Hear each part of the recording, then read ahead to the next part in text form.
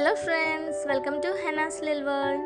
ഇന്ന് ഞാൻ ഉണ്ടാക്കാൻ പോകുന്നത് എഗ് ഫ്രൈഡ് റൈസ് ആണ്. വളരെ സിമ്പിളായിട്ട് പെട്ടെന്ന് തന്നെ ഉണ്ടാക്കാൻ പറ്റുന്ന ഒരു ഫ്രൈഡ് റൈസ് ആണ്. ഇതിൽ നമ്മൾ സോസുകളോ അല്ലെങ്കിൽ നെയ്യോ ഒന്നും ചേർക്കുന്നില്ല.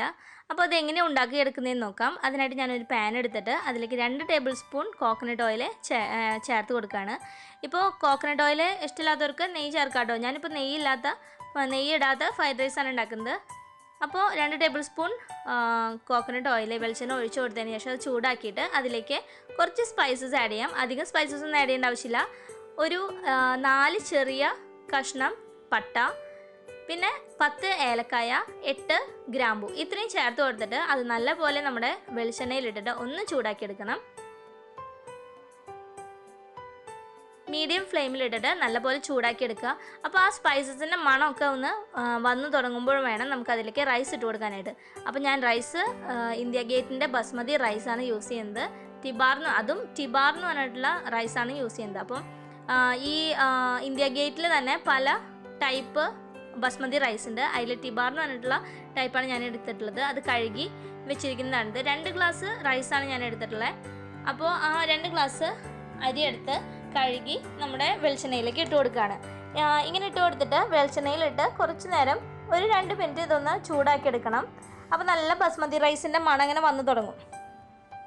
അപ്പോൾ അതുവരെ നമുക്കിതൊന്ന് ഇളക്കി കൊടുത്തിട്ട് ചൂടാക്കി എടുക്കാം.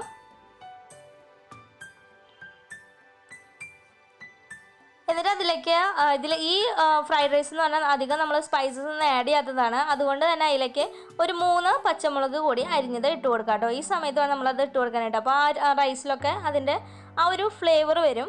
അപ്പോൾ നമുക്ക് ആ പച്ചമുളക് അതിലേക്ക് ഇട്ട് കൊടുത്തിട്ട് നല്ലപോലെ ഇളക്കി യോജിപ്പിക്കാം.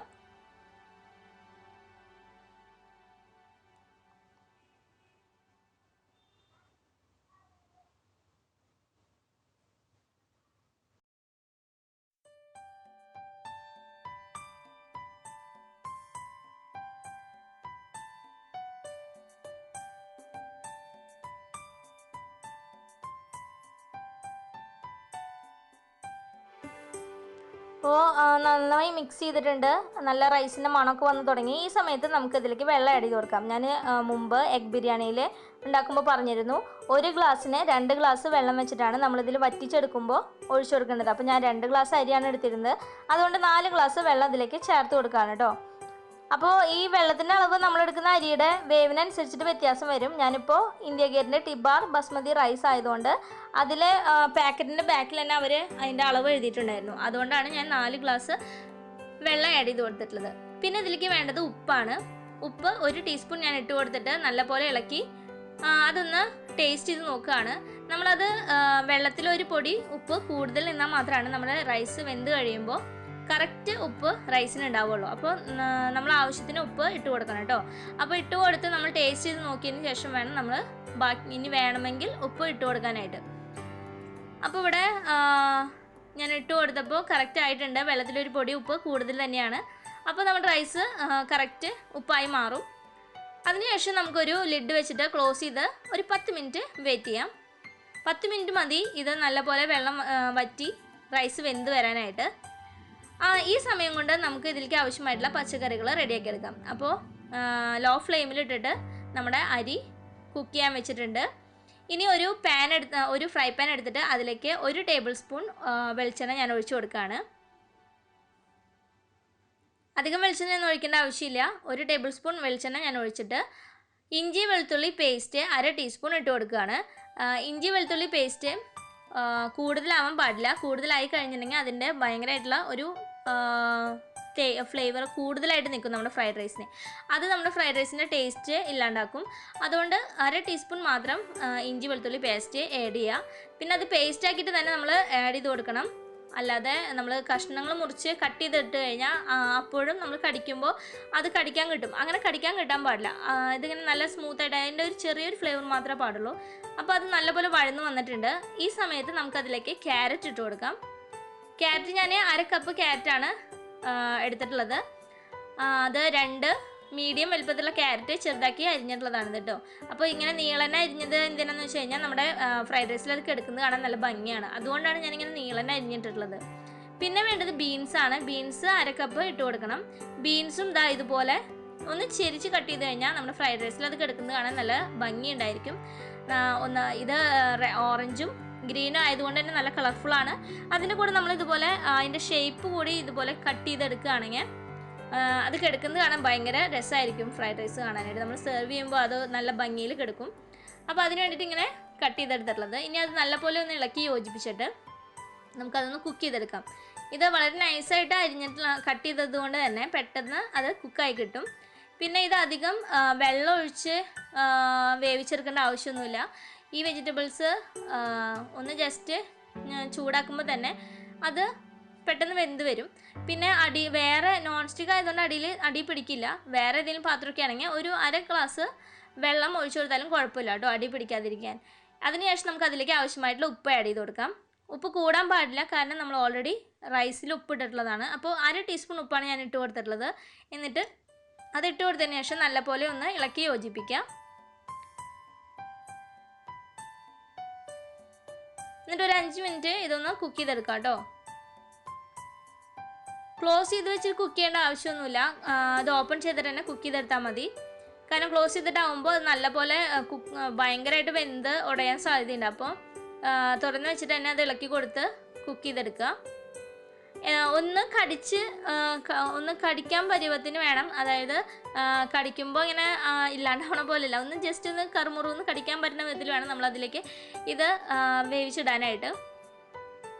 അപ്പോഴാണ് നമ്മുടെ ഫ്രൈഡ് റൈസ് കഴിക്കുമ്പോൾ ഒരു രസം ഉണ്ടാവുള്ളൂ. അപ്പോൾ നമ്മുടെ വെജിറ്റബിൾസ് ഇവിടെ ഏകദേശം റെഡി ആയി തുടങ്ങിയിട്ടുണ്ട്.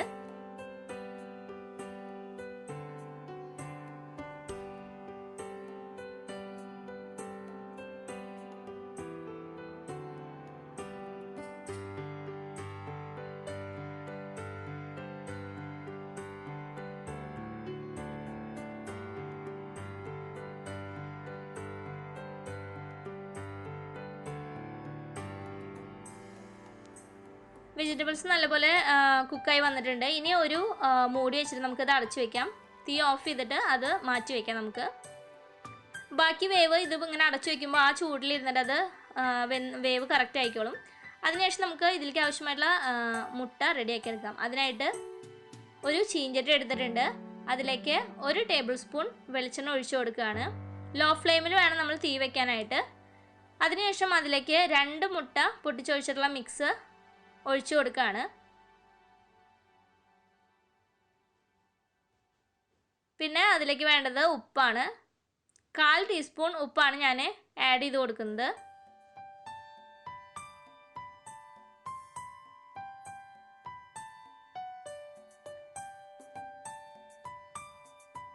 പിന്നെ ഒരു എരിവിന് വേണ്ടിയിട്ട് ഞാൻ നമ്മുടെ കുരുമുളക് പൊടി ആഡ് ചെയ്ത് കൊടുക്കുന്നുണ്ട്. 1 ടീസ്പൂണാണ് ഞാൻ ആഡ് ചെയ്ത് കൊടുക്കുന്നത്. നല്ല എരിവൊക്കെ ഇഷ്ടമുള്ളവർക്ക് 1.5 ടീസ്പൂൺ വരെ ഇട്ട് കൊടുക്കാം. പിന്നെ 1/4 കപ്പ് വെള്ളം കൂടി ചേർത്ത് കൊടുക്കുന്നുണ്ട്. ഇപ്പോൾ ഈ വെള്ളം ചേർക്കുന്നത് എന്തിനാണെന്ന് വെച്ച് കഴിഞ്ഞാൽ നമ്മളിപ്പോൾ സാധാരണ മുട്ടയൊക്കെ പൊരിക്കുക അല്ലെങ്കിൽ മുട്ട കുത്തി പൊരിക്കുകയൊക്കെ ചെയ്യുമ്പോൾ അത് ഇത്തിരി ഹാർഡായിരിക്കും. അത് നല്ല സോഫ്റ്റ് ആവാൻ വേണ്ടിയിട്ടാണ് ഞാനിതിലേക്ക് വെള്ളം ചേർത്ത് കൊടുക്കുന്നത്. വെള്ളം കൂടുതലാവേണ്ട ആവശ്യമൊന്നുമില്ല. 1/4 ഗ്ലാസ് തന്നെ ഒഴിച്ചു കൊടുത്താൽ മതി. 1/4 ഗ്ലാസ് വെള്ളം ഒഴിച്ചു കൊടുത്തിട്ട് നല്ലപോലെ ഇളക്കി യോജിപ്പിക്കാം. എന്നിട്ട് നമുക്ക് തീ ഒന്ന് കൂട്ടി വയ്ക്കാം. ലോ ഫ്ലെയിമിലായിരുന്നു ഇട്ടിരുന്നത്, അത് മീഡിയം ടു ഹൈ ഫ്ലെയിമിൽ ഇട്ടിട്ട് നമുക്കിതൊന്ന് കുക്ക് ചെയ്തെടുക്കാം. ആ സമയത്ത് നല്ലപോലെ ഇളക്കി കൊടുക്കണം കേട്ടോ. നല്ലപോലെ മിക്സ് ചെയ്ത് നമ്മൾ സ്ക്രാമ്പിൾ എഗ് ഉണ്ടാക്കുന്ന പോലെ അത് മിക്സ് ചെയ്ത് എടുക്കണം. ഇളക്കി കൊടുത്തിട്ട് അത് കുത്തിപ്പൊരി ഉണ്ടല്ലോ, നമ്മൾ സാധാ കുത്തിപ്പൊരിക്കുന്ന പോലെ തന്നെ കുത്തിപ്പൊരിച്ചെടുക്കുക. അപ്പോൾ വെള്ളം ചേർക്കുന്നത് കൊണ്ട് തന്നെ നല്ല സോഫ്റ്റ് ആയിരിക്കും. പിന്നെ ഇതിപ്പോൾ ഇതിലേക്ക് ചേർക്കാൻ മാത്രമല്ല, നമ്മുടെ പിള്ളേർക്കൊക്കെ, കുഞ്ഞു പിള്ളേർക്കൊക്കെ അല്ലെങ്കിൽ വലിയവർക്കായാലും ഇത് ഇഷ്ടപ്പെടും. നല്ല സോഫ്റ്റാണ് ഇങ്ങനെ വെള്ളം ഒഴിച്ചിട്ട് മുട്ട റെഡിയാക്കി എടുക്കുമ്പോൾ, കുത്തിപ്പൊരിച്ചെടുക്കുമ്പോൾ. അപ്പോൾ പിള്ളേർക്കൊക്കെ ഇതുപോലെ ഉണ്ടാക്കി കൊടുക്കുക, അവർക്കൊക്കെ ഇഷ്ടപ്പെടും. ഇവിടെ നിയോനെ ഇങ്ങനെ ഉണ്ടാക്കുന്നതാണ് കൂടുതൽ ഇഷ്ടം. കാരണം സാധാരണ കുത്തിപ്പൊരിയൊക്കെ പൊരിച്ച് കഴിഞ്ഞാൽ അവൻ പറയും ഇത് ഹാർഡാണല്ലോ, അത് വേണ്ടാന്ന് പറഞ്ഞിട്ട് അവൻ കഴിക്കാറില്ല. എന്നാൽ ഇങ്ങനെ വെള്ളം ഒഴിച്ചിട്ട് കുക്ക് ചെയ്തെടുക്കുമ്പോൾ നല്ല സോഫ്റ്റ് ആയതുകൊണ്ട് തന്നെ അവൻ മുഴുവൻ ഇരുന്ന് കഴിക്കും. അവൻ അത്ര ഇഷ്ടമാണ് ഇതിങ്ങനെ സോഫ്റ്റ് ആയിട്ടിരിക്കുമ്പോൾ. പിള്ളേർക്ക് എല്ലാവർക്കും ഇഷ്ടപ്പെടും. അപ്പോൾ എല്ലാവരും ഇത് ട്രൈ ചെയ്ത് നോക്കുക ഇങ്ങനെ. അപ്പോൾ നമ്മുടെ എഗ്ഗ് ഇവിടെ ഒരുവിധം റെഡിയായി തുടങ്ങിയിട്ടുണ്ട്. അതിലത്തെ വെള്ളമൊക്കെ അത്യാവശ്യം നല്ലപോലെ വറ്റി വന്നിട്ടുണ്ട്. അപ്പോൾ നമ്മൾ ഒഴിച്ചു കൊടുത്തിട്ടുള്ള വെള്ളം ഫുള്ളായിട്ട് വറ്റി വരണം.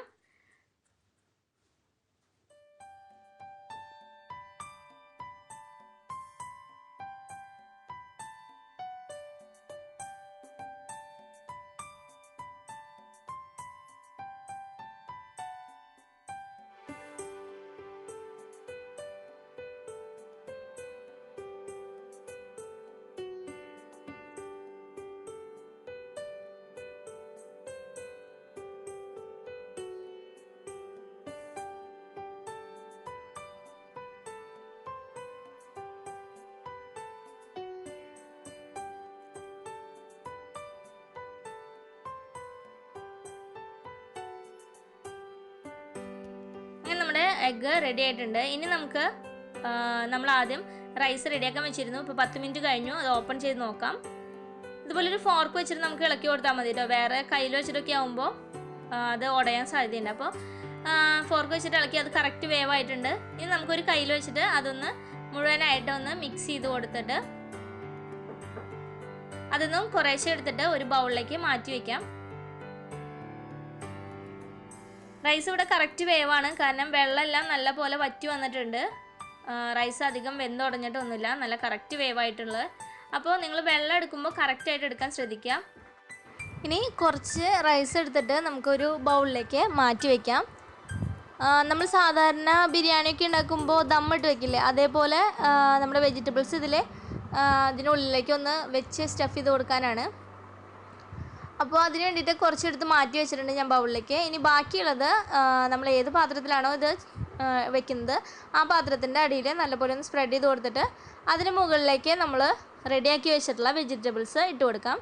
ഇപ്പോൾ ഈ ഓറഞ്ചും ഗ്രീനും കളർ ആയതുകൊണ്ട് നല്ല കളർഫുള്ളാണ്.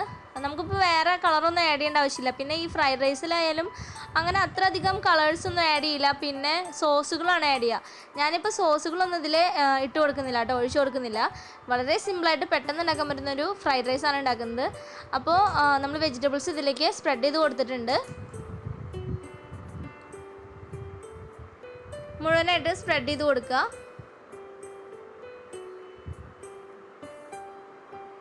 അതിനുശേഷം ഇതിലേക്ക് നമ്മൾ റെഡിയാക്കി വെച്ചിട്ടുള്ള എഗ്ഗ് കൂടി ഇട്ട് കൊടുക്കണം. എഗ്ഗ് കൂടി സ്പ്രെഡ് ചെയ്ത് കൊടുക്കണം കേട്ടോ. അപ്പോൾ ഞാനത് സ്പ്രെഡ് ചെയ്ത് കൊടുക്കുകയാണ്. അതിങ്ങനെ കുത്തിപ്പൊരിച്ച കാരണം തന്നെ നല്ല ചെറിയ ബോൾസ് പോലെയാണ് അതിരിക്കുന്നത്. അപ്പോൾ അത് നമുക്കതിങ്ങനെ എല്ലാ ഭാഗത്തേക്കും സ്പ്രെഡ് ചെയ്തിട്ട് കൊടുക്കാം. അപ്പോൾ നമ്മൾ എഗ്ഗും സ്പ്രെഡ് ചെയ്ത് കൊടുത്തിട്ടുണ്ട്. ഇനി വേണ്ടത് ഫ്രൈഡ് ഓണിയൻ ഇട്ട് കൊടുക്കുകയാണ്. അപ്പോൾ വറുത്ത് വെച്ചിട്ടുള്ള നമ്മുടെ സവാള അതിൻ്റെ മുകളിലേക്ക് ഇട്ട് കൊടുക്കാം.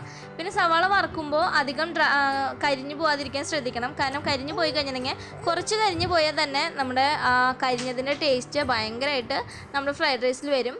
അപ്പോൾ നമ്മുടെ ഫ്രൈഡ് റൈസിൻ്റെ ടേസ്റ്റൊക്കെ പോവും. അതുകൊണ്ട് ഒരു ഗോൾഡൻ ബ്രൗൺ കളർ ആകുമ്പോൾ തന്നെ നമ്മൾ ഫ്രൈ ചെയ്യുമ്പോൾ അത് എടുത്ത് മാറ്റണം. അപ്പോൾ നമ്മൾ സ്പ്രെഡ് ചെയ്തിട്ടുണ്ട്, നമ്മുടെ ഓണിയനൊക്കെ സ്പ്രെഡ് ചെയ്തിട്ടുണ്ട്. അതിനുശേഷം ഇപ്പോൾ എല്ലാം സ്പ്രെഡ് ചെയ്തു. ഇനി അതിന് മുകളിലേക്ക് നമ്മൾ ആദ്യം എടുത്ത് വെച്ചിട്ടുള്ള റൈസ് ഒന്ന് കവർ ചെയ്ത് കൊടുക്കണം. എല്ലാ ഭാഗത്തേക്കും ആവുന്ന വിധത്തിൽ ഒന്ന് സ്പ്രെഡ് ചെയ്തിട്ട് കവർ ചെയ്ത് കൊടുക്കുക.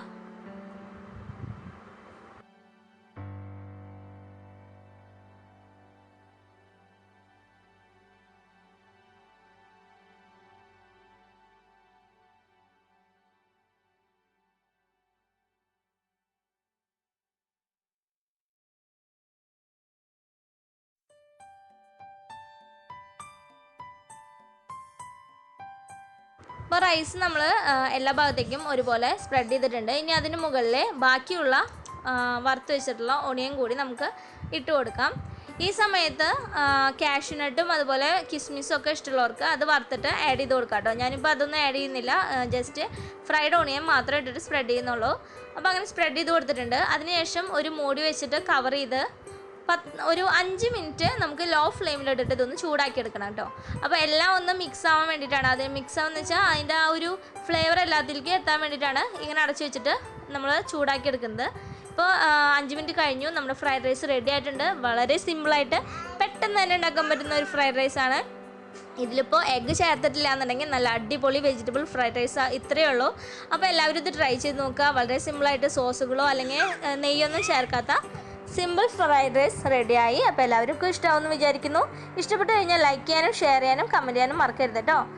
Thanks for watching.